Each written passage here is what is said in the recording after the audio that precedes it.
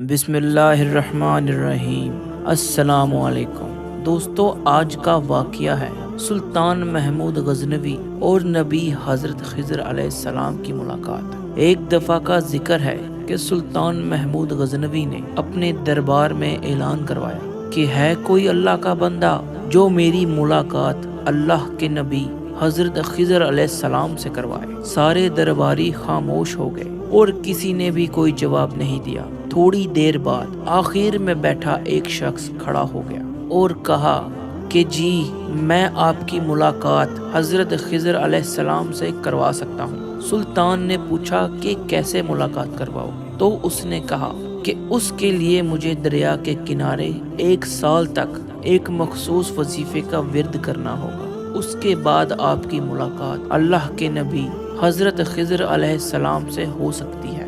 تو سلطان نے کہا ٹھیک ہے، اس کے بدلے میں تم ہم سے کیا لوگے؟ تو اس نے کہا اس کے بدلے میں تم میرے گھر پورا سال راشن اور کھانا پینا دیتے رہو گے۔ سلطان اس بات پر راضی ہو گیا اور اس شخص کو ضرورت کا سامان دے کر رخصت کر دیا اور پھر پورا سال اس کے گھر راشن دیتے رہے۔ جب سال مکمل ہوا تو سلطان نے اس شخص کو بلوایا جو دریا کے کنارے وظیفہ کرنے میں مصروف تھا۔ جب وہ شخص آیا تو سلطان نے اس شخص سے پوچھا کہ ہاں بھائی، کراؤ اب ملاقات۔ اس نے کہا کہ سلطان معظم، مجھ سے ایک غلطی ہو گئی ہے کہ وہ وظیفہ مجھ سے الٹنے میں ورد ہو گیا ہے، جس کو اس طرح ورد نہیں کرنا تھا۔ تو سلطان نے کہا کہ پھر اب کیا ہوگا؟ تو اس شخص نے کہا کہ آپ مجھے مزید 1 سال کا وقت دیں۔ سلطان نے کہا ٹھیک ہے، تم دوبارہ وظیفے کا ورد کرو اور ٹھیک طرح سے سیدھا پڑھ کر ورد کرنا، اور پھر سے اس کو ضرورت کا سامان دے کر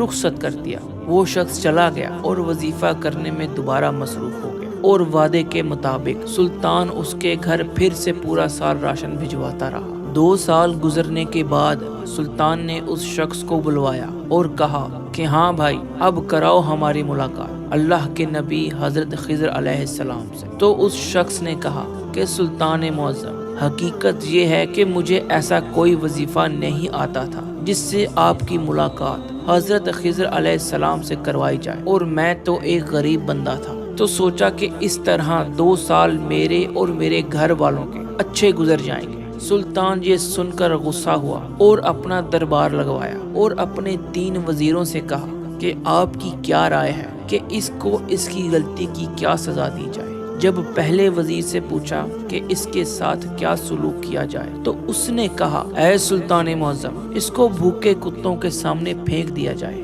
یہ سن کر ایک خوبصورت بارش شخص جو دربار میں آیا بیٹھا تھا، اس نے کہا کہ یہ وزیر ٹھیک کہتا ہے۔ پھر جب سلطان نے دوسرے وزیر سے پوچھا تو اس نے کہا اے سلطان معظم، اس کے ٹکڑے ٹکڑے کر کے چیل کوے کو کھلائے جائیں۔ تو یہ بات سن کر وہ بارش جو دربار میں بیٹھا تھا پھر سے کہنے لگا کہ یہ وزیر بھی ٹھیک کہتا ہے۔ پھر سلطان نے تیسرے وزیر سے پوچھا تو اس نے کہا کہ سلطان معظم، آپ ایک بڑی سلطنت کے سلطان ہیں، اور اگر 2 سال آپ اس کے گھر راشن بھجواتے رہے تو اس سے اس سلطنت کے خزانے کو کوئی بڑا نقصان نہیں ہوا۔ میں تو کہتا ہوں کہ آپ اسے معاف کر دیں، اس میں بہتری ہوگی۔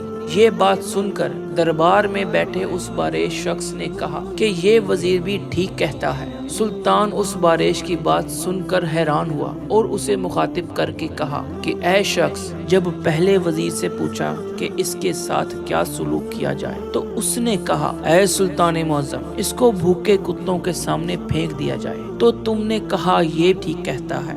جب دوسرے وزیر نے کہا کہ اس کے ٹکڑے کر کے چیل کووں کو ڈال دو تو تم نے کہا یہ بھی ٹھیک کہتا ہے۔ اب میرے تیسرے وزیر ایاز نے کہا ہے کہ میں اسے معاف کر دوں، تو اب بھی تم کہہ رہے ہو کہ ٹھیک ہے، ہمیں کچھ سمجھ نہیں آیا۔ وہ بارش شخص کہنے لگا کہ آپ کے پہلے وزیر کا تعلق ایک شکاری قوم سے ہے جو جانوروں کو شکار کرتا دیکھ کر خوش ہوتے ہیں، تو پہلے وزیر نے اپنی خصلت دکھائی۔ دوسرے وزیر کا تعلق ایک گوشت خور قوم سے ہے جو گوشت کے ٹکڑے ہوتا دیکھ کر خوش ہوتے ہیں، تو دوسرے وزیر نے اپنی خصلت دکھائی ہے۔ اور آپ کے تیسرے وزیر کا تعلق کائنات کی عظیم ترین قوم سید سے ہے جس کا سارا گھرانہ کربلا میں شہید کر دیا گیا، لیکن انہوں نے صبر کا دامن، شکر گزاری اور معافی کا دامن تھامے رکھا تو آپ کے تیسرے وزیر سید ایاز نے اپنی خصلت دکھائی۔ جب سلطان نے یہ بات سنی تو ایاز کی طرف دیکھ کر کہا کہ آپ کب سے ہماری خدمت کر رہے ہیں،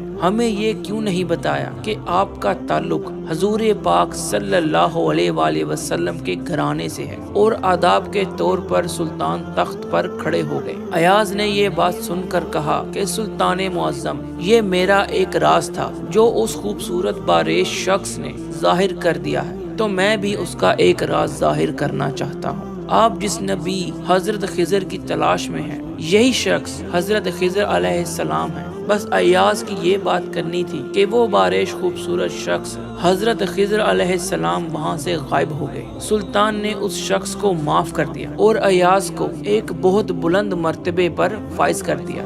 دوستو، یہ کہانی حقیقت پر مبنی ہے۔ اگر پسند آئے تو لائک، کمنٹ اور فالو کر دینا۔ آپ سب کا بہت بہت شکریہ۔ ملتا ہوں اگلی کہانی میں۔ السلام علیکم۔